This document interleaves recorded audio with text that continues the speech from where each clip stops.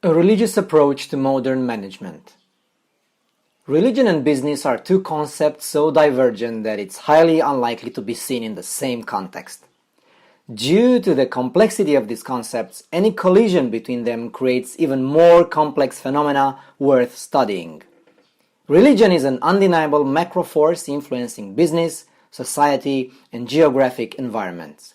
Stakeholders of both religion and business are connected through myriads of threads ranging from the visible specter of open, well-intended, and driven components of corporate social responsibility partnerships to a deeper and less transparent web of ties, mostly unspoken and highly contextualized.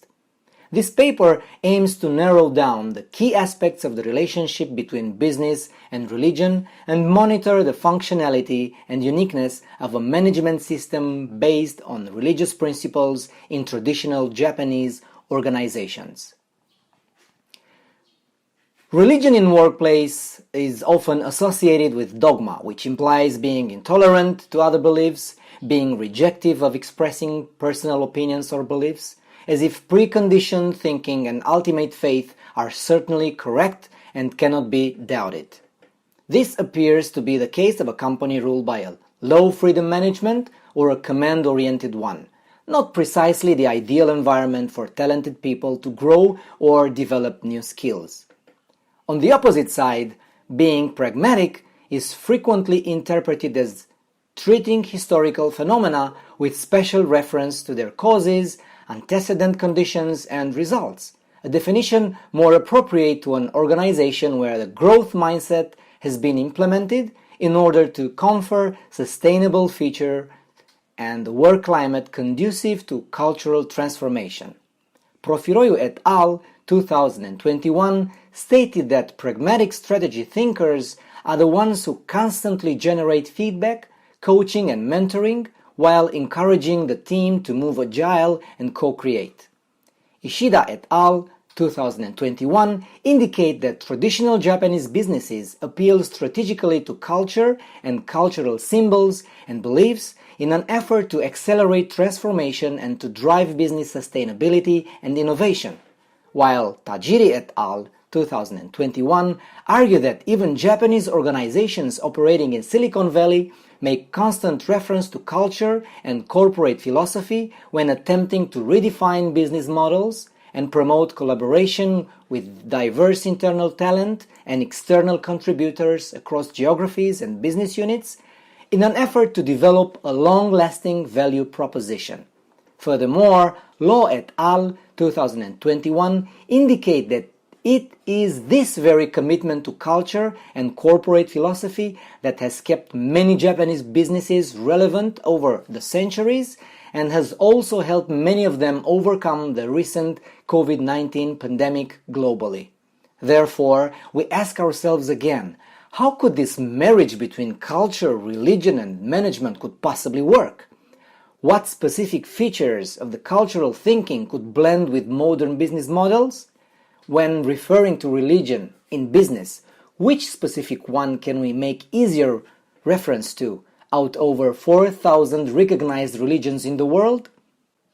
The authors of this research have explored these initial questions in an effort to illustrate the mechanism cultural creation and emotional engineering frequently encountered in a traditional Japanese organization. Research overview and methodology. The main objective of this research is to illustrate the benefits for businesses to apply a cultural-based management system with strong religious references in a franchise company which covers a wide lineup of business activities ranging from environmental hygiene to food service. Even though religion often operates and provides behavioral examples in terms of good or bad, desired behavior or undesired behavior, the methodological and conceptual theoretical architecture of this research is built with central points focused on the functionality that religious tenets may instill to a specific organization. The authors of this research engaged in first-hand participatory observation of the impact of spiritual rituals, cultural symbols, and ontological design initiatives on workforce training initiatives geared at people managers, business leaders, and employees. The present analysis was conducted based on an actual business case study. The authors of this paper worked along with Duskin's team of professionals from their Management Research Division. Background: Duskin was established in February 1963 with a capital stock of 11.3 billion yen as of March 31, 2021. The company is a Japanese franchise whose main business, through its partners companies and member stores, is house cleaning. House cleaning is hard, annoying physical work. Number 1 in the top 10 of the most hated household chores is cleaning the bathroom and the toilet, for a few obvious reasons. Clogged drains with slimy hair, mold, coli, bacteria, staphylococcus, and other airborne germs ready to take off with every flush. In Japan, cleaning dirty toilets in other people's homes is socially recognized as a 3K job: kitsui, kitanai, kiken. Hard, dirty, and dangerous. And it's not exactly a dream job, a glamorous, rewarding career that one would brag about or proudly post it on LinkedIn. This makes workforce in house cleaning industry quite volatile due to unattractive jobs with high turnover rate. Despite that, Duskin has a 60-year history in the house cleaning industry and continues to maintain stable management. The house cleaning market in Japan is estimated to be about 200 billion yen, and Duskin's house cleaning business is about 100 billion yen. So Duskin is so successful that it provides about half of the house cleaning services in the Japanese market. Why is Duskin so successful in house cleaning, an occupation with a low popularity and high turnover? What is the secret? 2 words: prayerful management. A policy that empowers employees deeply rooted in Buddhism. Buddhism and business leaders. The chaotic corporate environment doesn't seem compatible with the reflective tenets of Buddhism, but some of the most important business leaders are demonstrating quite the opposite. The two can go hand in hand. According to Todd Felix, 2018, a more Buddhist approach, mindfulness, clear intentions, and inner peace, can gift business with a well-judged and pragmatic decision-making. Kazuo Imamori. Kazuo Imamori was born in 1932 in Kagoshima Prefecture and is a Zen Buddhist priest. Among his remarkable business achievements, 2 worth mentioned here: establishing the electronics giant Kyocera Corporation in 1959 and Daini Denden DDI Corporation in 1984. In 2000, DDI merged with Kokusai Denshin Denwa, KDD, and Nippon Ido Tsushin Corporation, IDO, and became KDDI Corporation, now Japan's second largest phone carrier, worth $19 billion and has nearly 19,000 personnel. Mr. Imamori is well known for his belief that taking care of a company's employees and constantly checking if they are happy is the most important aspect of business management. Jack Ma. Jack Ma is a Buddhist who also practices Taoism, a Chinese philosophy based on humility. He is the co-founder and executive chairman of Alibaba, a multi-billion-dollar business that hardly needs an introduction. It became one of the most valuable firms in the world in September 2014 when it raised $25 billion in the largest initial public offering in the US financial history of the New York Stock Exchange. Mr. Ma believes that his entire business career has been dedicated to improving the lives of Chinese citizens, and he has previously stated that he aspires to pull at least 300 million people out of poverty. Steve Jobs. In 2014, CNBC's first 25 Rebels icons and leaders ranked Steve Jobs number 1 and described him as a definitive list of people who have had the greatest influence, sparked the biggest changes, and created the most disruption in business over the past quarter century. Jobs was initiated in Buddhism quite early. After a life-changer trip to India as a teen, while in San Francisco where he was cultivating his meditation practice, he met Shunryu Suzuki, author of the seminal Zen Mind, Beginner's Mind, and sought the guidance of Kobun Otogawa, one of Suzuki's students. Walter Isaacson, the author of Jobs' biography, wrote that Jobs met with Otogawa on a regular basis, and every few months they do a meditation retreat together. Jobs' view of his own mental processes was shaped by Zen Buddhism and the meditation practice it fostered. If you just sit and observe, you will see how restless your mind is.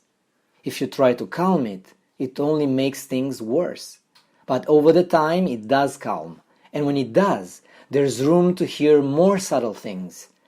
That's when your intuition starts to blossom, and you start to see things more clearly and be in the present more. Your mind just slows down and you see a tremendous expanse in the moment. You see so much more than you could see before. It's a discipline. You have to practice it. Jobs told Isaacson. Duskin, management philosophy. Based on their founder's philosophy kept on to this day, attentive care for the customers is the ultimate focus. His life principles are reflected in their management philosophy called prayerful management. Here is the Duskin philosophy, a philosophy of sharing joy and doing your best in all that you do that all of Duskin employees incorporate in everyday life. Day after day, beginning with today, both you and I have a chance to begin our lives anew. Whether our lot today will be profit or loss, be spiritually ready for loss. As a planter would, let us plant the seeds of joy to every person we meet each day. For everyone, for you and me, may we live our lives in this world to the fullest, realizing our maximum spiritual and material potential.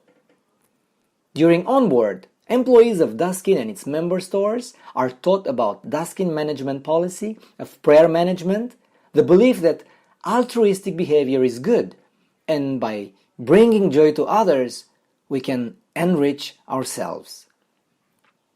A noble mission.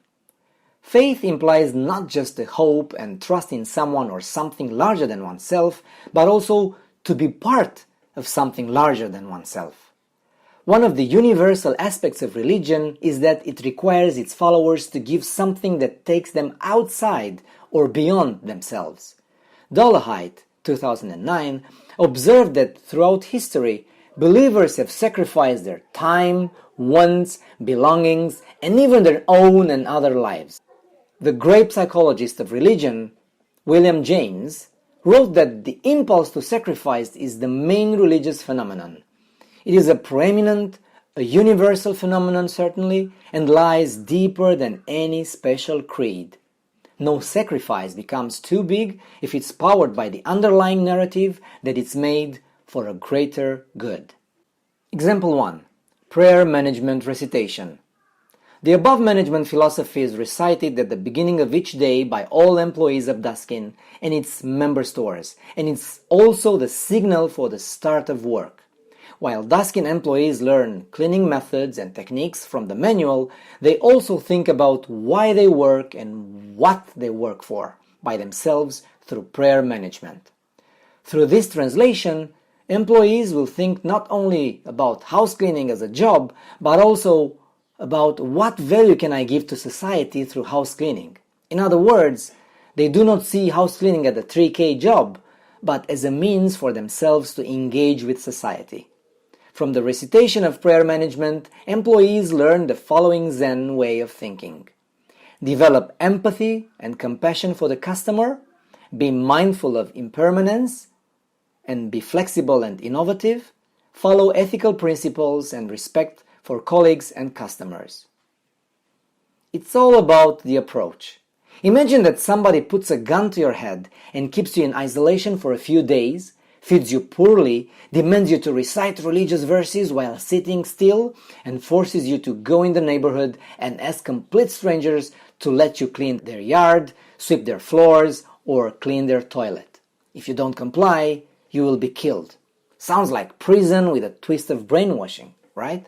Now, imagine that you voluntarily joined a training program that requires you to do the same tasks as above, and you pass each minute of those days like climbing a ladder to a higher self. The moment you finish the program and you finally meet the altruist, profound and selfless version of yourself becomes one of the proudest moments of your life. Exactly the same 3 days, the same food, the same verses, the same amount chores, and the same person going through exact the same process. What makes the outcome different then? The approach. The mindset you have at the beginning of those 3 days. It was one of the most terrible and agonizing events of your life when it was forced upon you against your choice. But when you choose it by your own will and you mentally prepared for it, it was a magnificent and significant moment in your life. This is how you turn a work that is considered degrading into something that elevates yourself. Looking for the spoon. In his book Introduction of Mindfulness, 2008, Moby, a disciple of the Zen Buddhist master Thich Nhat Hanh, tells a short encounter with the master, also called Thai, that turned into a life lesson. There was a time when I was cooking furiously and could not find a spoon. I'd sat down amid a scattered pile of pans and ingredients.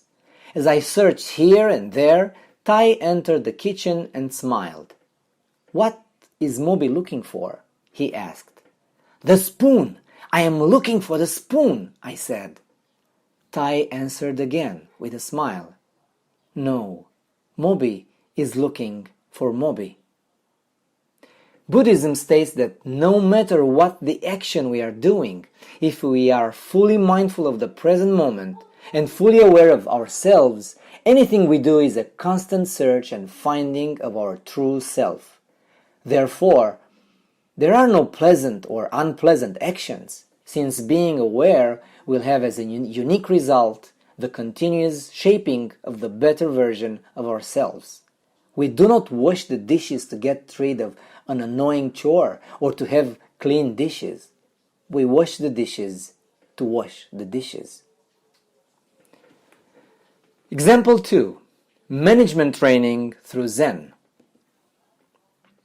As a mandatory training for management, employees are gathered at temples from all over Japan to experience the altruistic spirit. The training lasts for several days and provides an opportunity to reflect on what the self-sacrificing quintessence is and how one can bring joy to others. Candidates for management will gather at a temple in Kyoto from all over Japan, Itoen Chitoku, where they will go through a program as follows. Day 1.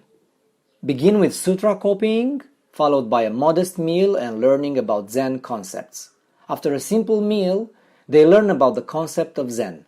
In the evening, they recite the Prajnaparamita Sutra and the Vedic verse of the Vedic Sutra as part of worship and meditation and sit quietly in gratitude for the day they had been given.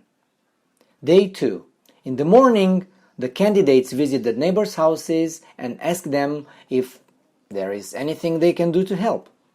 The help could be cleaning the yard, sweeping the floor of the house, or cleaning the toilet.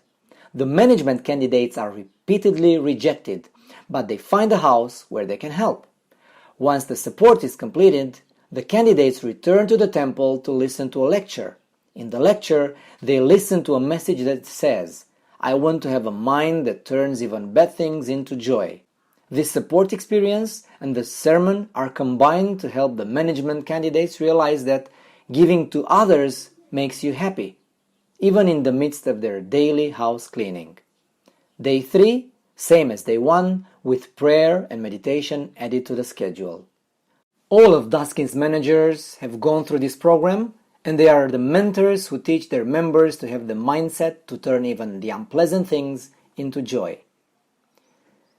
Intrinsic motivation is the key to growth, states Bock. Extrinsic motivation, such as the promise of promotion or a raise, will lead to shutting down the willingness and the ability of the apprentice to learn. It's the result of an experiment conducted in 1969 by Edward Deci and Richard Ryan of the University of Rochester. The introduction of an extrinsic reward caused people to think of their work differently from that point on by reducing the intrinsic motivation.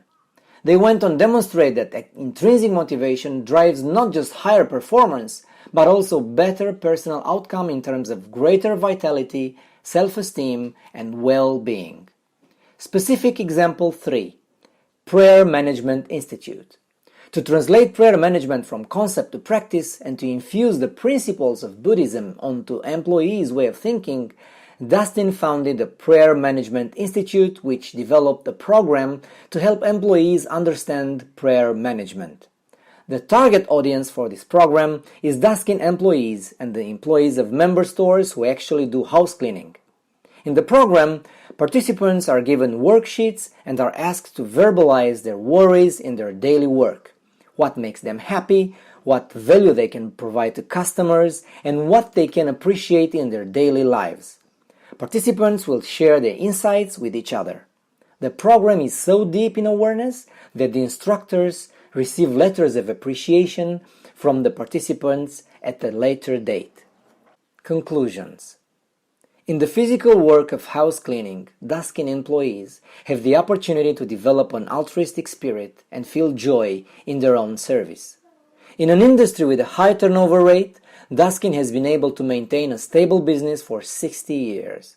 Employees can learn the Zen way of thinking through an extraordinary experience, and instead of thinking of work as something hard, they can find a greater meaning. Work is something that connects them to society. This is especially true for the 3K hard jobs. Duskin's human resource development, which is based on the following Zen concept, is a model that can be used by other companies. Zen philosophy. Simple is the best. Applied to business, Zen rules could be simply translated into a few basic ideas. Develop empathy and compassion for the customer, be mindful of impermanence, be flexible and innovative, and follow ethical principles and respect for colleagues and customers. Duskin's management policy, which is rooted in Zen and Buddhism, is easy to be implemented in Asian countries where there are many Buddhists, but in non-Asian countries, especially in Western cultures, is it perceived as an imposition of religion. In Japan too, the number of foreign nationals and people of religion other than Buddhism is increasing, and Duskin's current way of management might no longer fit the times. How can we modernize and translate the current way of management when the environment is changing so drastically and reinvent Duskin's management to adapt the new conditions?